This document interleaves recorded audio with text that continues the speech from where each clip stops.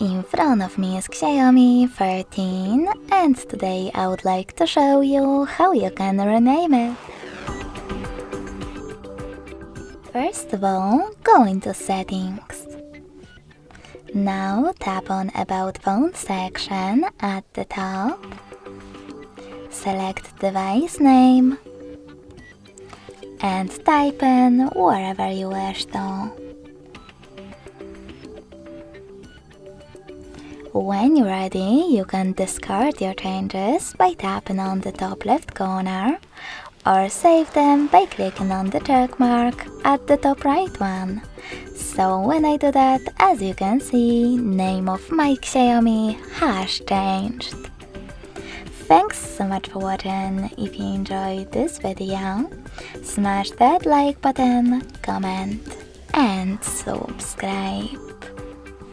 Bye!